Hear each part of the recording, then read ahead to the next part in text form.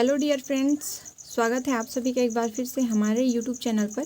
जैसे कि हम लोग जो है RRB group D most important MCQ questions practice कर रहे हैं, तो उसके अकॉर्डिंग आज हम जो है यूनिट नंबर 9 जो कि ह्यूमन बॉडी और मानव शरीर नर्वस सिस्टम जो है उसको कवर करेंगे आज, है ना। बाकी हमने इसकी 3 क्लासेस और कर चुकी है, ये फोर्थ क्लासेस है नर्वस सिस्टम। इसमें नर्वस सिस्टम से रिलेटेड जितने भी क्वेश्चन 2021 और जो है 22 में पूछा गया शिफ्ट 1 और शिफ्ट 2 में, उसकी प्रैक्टिस यहाँ पे होती है। तो आज हम नर्वस सिस्टम से रिलेटेड जितने क्वेश्चन पूछे गए हैं उसके बारे में यहाँ पे एमसीक्यू प्रैक्टिस करेंगे। और लास्ट में आप ये ज़रूर बताएं कि आपका कितना क्वेश्चन सही हो रहा है और कितना गलत, ठीक है। तो चलिए फिर हम चलते हैं क्वेश्चन की तरफ और देखते हैं क्वेश्चन नंबर 1 क्या है अपना। ये रहा आपका क्वेश्चन नंबर 1। चलिए देखते हैं। ध्राण जो है ध्राणग्राही खाली स्थान की अनुभूति में सहायक होते हैं। जो ध्राणग्राही है वो खाली स्थान की अनुभूति में सहायक होते हैं। ऑप्शन है ध्वनि, बी स्पर्श, सी स्वाद और डी है गंध, ठीक है। इसका राइट आंसर हो जाएगा आपका ऑप्शन नंबर डी हो जाएगा, वो गंध जो है राइट आंसर यहाँ पे ऑप्शन नंबर डी। अगले क्वेश्चन की तरफ चलते हैं। अगला क्वेश्चन है क्वेश्चन नंबर 2। मानव मस्तिष्क का कौन सा भाग उल्टी मतलब कि वोमिटिंग अनैच्छिक क्रिया को नियंत्रित करता है। अनैच्छिक क्रिया को नियंत्रित करता है। यहाँ पे इसको जो है इसमें अनैच्छिक और ऐच्छिक दो तरीके से होते हैं, जिसमें हम ऐच्छिक में अपने अनुसार काम करते हैं और अनैच्छिक में जो हमारी बॉडी है वो ऑटोमेटिक काम करती है, ठीक है। तो यहाँ पे ऑप्शन देखते हैं। मध्य मस्तिष्क, पश्चिम मस्तिष्क, रीढ़ की हड्डी और अग्र मस्तिष्क, ठीक है। तो इसका जो है राइट आंसर हो जाएगा वो होगा आपका ऑप्शन नंबर बी, पश्चिम मस्तिष्क जो होती है अनैच्छिक क्रिया को नियंत्रित करती है, ठीक है। अगला क्वेश्चन देखते हैं क्वेश्चन नंबर 3।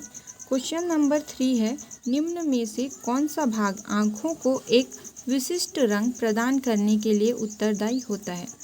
तो जो है ए ऑप्शन है कॉर्निया, बी आइरिस, सी रेटिना और डी होता है जो कि लेंस, ठीक है। तो जो है आँखों के जो है कलर को प्रदान करने का जो काम है वो आइरिस करता है, मतलब कि आपका option number B right answer हो जाएगा आइरिस, ठीक है। अगला सवाल देखते हैं क्वेश्चन नंबर 4। नीचे दिए गए कोशिका को पहचानें। देखिए यहाँ पे मैंने एक इमेज लगा रखा है, इस कोशिका को पहचान करके आपको इसका नाम बताना है। जैसे कि ऑप्शन दिया गया यहाँ पे, ऑप्शन ए है वृक्क कोशिका है, पेशी कोशिका, अस्थि कोशिका और तांत्रिक कोशिका। तंत्रिका है एक्चुअली, ये टाइपिंग मिस्टेक हो गई, तंत्रिका कोशिका, ठीक है। तो इसका जो राइट आंसर है वो हो जाएगा आपका ऑप्शन नंबर डी, तंत्रिका कोशिका जो है। ये इमेज जो दिख रहा है आपको, ये तंत्रिका कोशिका का इमेज है, ठीक है। चलिए देखते हैं क्वेश्चन नंबर 5। क्वेश्चन नंबर 5 पूछा जा रहा है टिटनेस तंत्रिका तंत्र की एक गंभीर बीमारी है जो विष उत्पन्न करने वाले खाली स्थान के कारण होती है। जो टिटनेस जो होती है उसमें जो बीमारी होती है तंत्रिका तंत्र की बीमारी है, ये भी याद रखेंगे। तो उसको उत्पन्न करने वाले जो है खाली स्थान के कारण को आपको बताना है, ठीक है। तो पहला ऑप्शन है प्रजीव, दूसरा जीवाणुओं, सी है कवकों और डी ऑप्शन है आपका परजीवी, ठीक है। तो इसका राइट आंसर है आपका हो जाएगा जीवाणुओं, मतलब ऑप्शन नंबर बी आपका राइट आंसर है यहाँ पर। चलिए देखते हैं क्वेश्चन नंबर 6, ठीक है। क्वेश्चन नंबर 6 है निम्न में से कौन सा भाग प्रकाश को मानव आँखों में प्रवेश करने की सुविधा प्रदान करता है। ऑप्शन है रेटिना, बी पारितारिका, सी कॉर्निया, डी है पुतली। तो देखिए आपको यहाँ से कुछ चीज़ें और भी एक्स्ट्रा याद रखने की ज़रूरत है, मैं वो भी बताऊँगी, लेकिन इसका जो है अभी राइट आंसर है वो है ऑप्शन नंबर सी, कॉर्निया क्या करती है, जो आँखों में प्रकाश को प्रवेश करने का जो स्थान, जिसकी वजह से हमें इमेज जो है वो क्लियरली दिखाई देती है। देखिए ये जो एक्स्ट्रा चीज़ें आपको नोट करनी है वो भी यहाँ पे नोट करें। आप नोट्स भी कर सकते हैं, आपको पहले से पता हो, लेकिन मैं यहाँ पे बता देती हूँ कि देखिए क्वेश्चन प्रैक्टिस करने का तभी फ़ायदा है जब हम एक क्वेश्चन से रिलेटेड और भी हमारे छोटे छोटे पॉइंट्स को टच करें, ठीक है। तो देखिए यहाँ पे जो कॉर्निया होती है वो आँखों के जो है मानव आँखों में जो है जो प्रवेश है क्या बोलते हैं प्रकाश प्रवेश में कॉर्निया पे पड़ती है, जो प्रकाश होती है वो यहाँ पे जो मानव नेत्र में एक कॉर्निया है वो एक कैमरे की भांति रहती है। कैसे रहती है? कैमरे के भांति रहती है ये जो कॉर्निया होती है। और जब किसी को हम आई डोनेट करते हैं, है ना, तो क्या उसकी बॉडी की आँख के जो है, आँख के कौन से पार्ट को यूज़ किया जाता है, ठीक है। तो जब हम किसी को नेत्र दान करते हैं, आइज डोनेट करते हैं, तो उस समय पे कॉर्निया का ही जो है दान किया जाता है, कॉर्निया को ही दान किया जाता है। एक ये जो कॉर्निया है एक पतली लेंस समान होती है, पतली झिल्ली की तरह होती है, ठीक है। और दान इसी का किया जाता है क्योंकि यही जो है जो हमें क्लियर देखने में मदद करती है। सबसे पहले प्रकाश जो है इसी पर कॉर्निया पर जाके टकराती है, ठीक है। फिर पीछे जो है रेटिना के थ्रू जो भी इमेज है वो फॉर्मेट करते हैं, ठीक। तो आप ध्यान रखेंगे, आपको ये भी पूछ सकता है कि नेत्रदान जब किया जाता है या फिर नेत्र को जो है ट्रांसपेरेंट किया जाता है, ट्रांसफ़र किया जाता है, उस समय पे आँख के कौन से पार्ट को लगाया जाता है, ऐसे क्वेश्चन बना के वो पूछ सकते हैं, ठीक है। अगला क्वेश्चन देखते हैं, क्वेश्चन नंबर 7।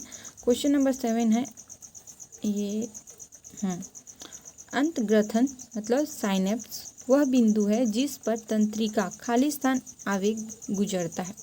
ऑप्शन देखते हैं, एक उपकला कोशिका से दूसरी तक, एक न्यूरॉन से दूसरी तक, एक अंतःस्रावी ग्रंथि से दूसरी तक और मस्तिष्क से मेरुरज्जु तक, ठीक है। तो इसका जो है राइट आंसर हो जाएगा वो हो जाएगा आपका एक न्यूरॉन से दूसरी न्यूरॉन, जो कि आपको ऑप्शन नंबर बी में देखने को मिलेगा। तो ऑप्शन नंबर बी, एक न्यूरॉन से दूसरे न्यूरॉन आपका करेक्ट आंसर है, ठीक है।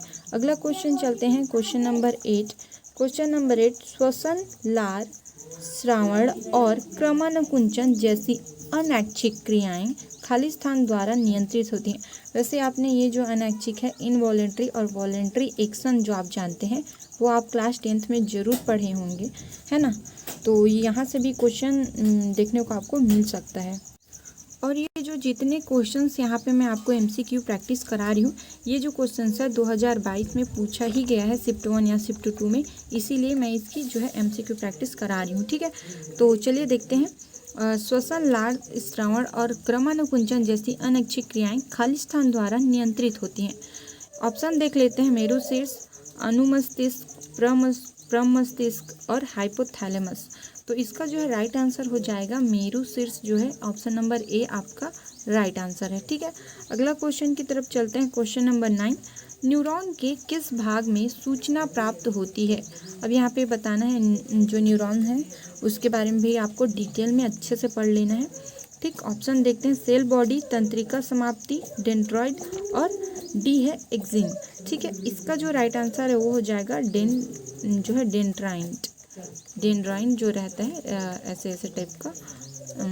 मेरे को उतना अच्छी इमेज तैयार करनी तो नहीं आती, पर इस तरीके से हम उस इमेज को तैयार करते हैं ऐसे ऐसे, ठीक है। इमेज लगाना था यहाँ पे बट आई फॉरगेट।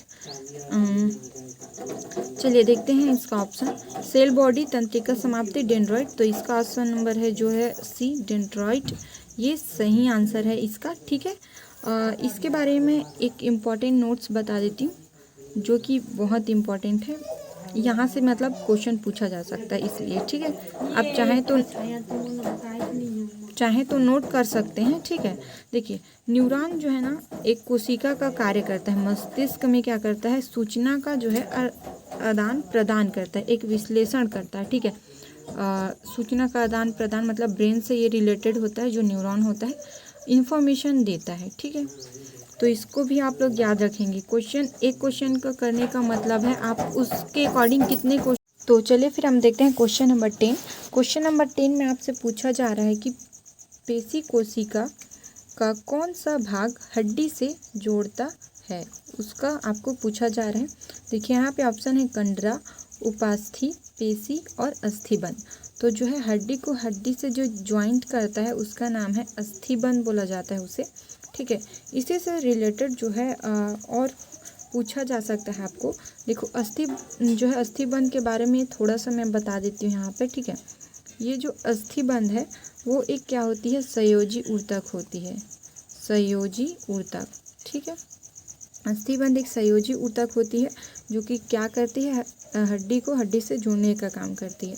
लेकिन अगर आपको ये पूछ दिया जाए कि मांसपेशी और हड्डी को ज्वाइन करने के लिए क्या होता है ना, मांसपेशी और हड्डी को ज्वाइन करने के लिए क्या है, तो उसका आप आंसर दे सकते हैं एक टेंडन नाम की चीज़ आपने सुना होगा। चीज़ बोलना तो क्या बोलते हैं सही नहीं होगा, इसके लिए सही वर्ड नहीं होंगे, है ना।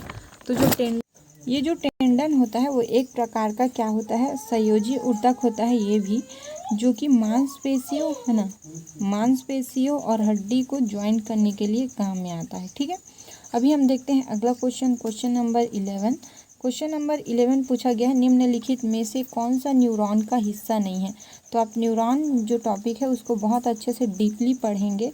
ऑप्शन ए है कोशिका का, बी तंत्रिकाक्ष, सी शाखिका और डी है आपका शंकु। तो इसका जो है राइट आंसर हो जाएगा आपका है ऑप्शन नंबर डी, शंकु राइट आंसर है। अगला क्वेश्चन देखते हैं, क्वेश्चन नंबर 12।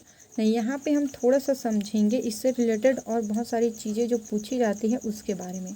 ठीक है, तो जैसे तंत्रिका तंत्र होती है, न्यूरॉन होती है, उसके अंदर भी कई विशिष्ट तरह के आपको क्या देखने को मिलेंगे, विशिष्ट तंत्रिकाएँ देखने को मिलेंगे। जैसा कि बताऊँ तो यहाँ पे जो है एक होती है सेंसरी तंत्रिका तंत्र होती है, एक जो होता है वो होता है आपका अंतर तंत्रिका तंत्र होता है। ठीक है, अंतर तंत्रिका तंत्र।